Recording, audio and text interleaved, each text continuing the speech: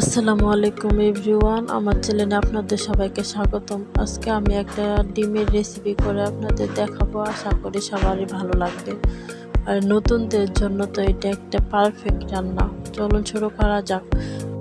দিয়ে দিলাম 1 চিমটি মরিচের গুঁড়া, 1 চিমটি হলুদের গুঁড়া, 1 চিমটি লবণ। আগে থেকে সিদ্ধ করে রাখা ডিমগুলো ছেড়ে দেব।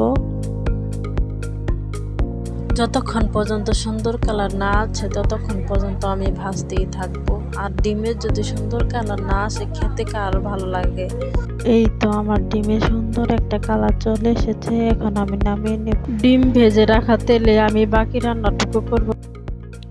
দিয়ে দিলাম এলাচ, দারচিনি, তেজপাতা, আগে থেকে কুচি করে রাখা পেঁয়াজ।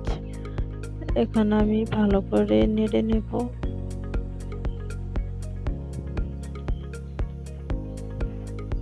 এখন দিয়ে দিলাম কিছু জিরা। কালার আসা পর্যন্ত আমরা অপেক্ষা করব।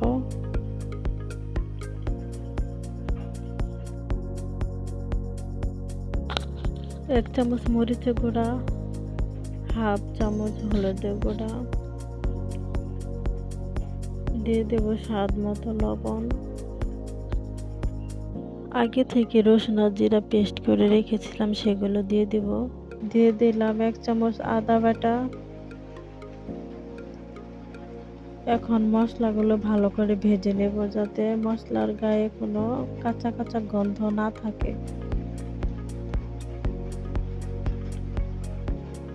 এখন দিয়ে দেব সামান্য পরিমাণ পানি। পানি দিয়ে ভালোভাবে আর একটু কষিয়ে নেব।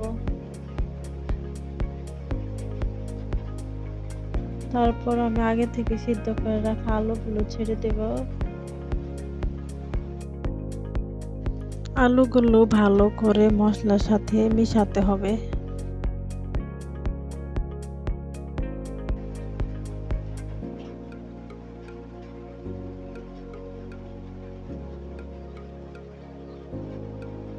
আলুগুলো ভালো করে মিশানো হয়ে গেলে এর মধ্যে আমি কিছু পানি অ্যাড করব।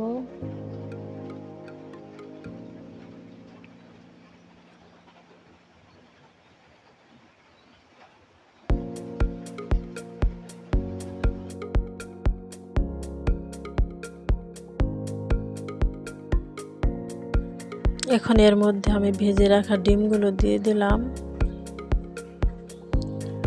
আমার রান্না প্রায় শেষ।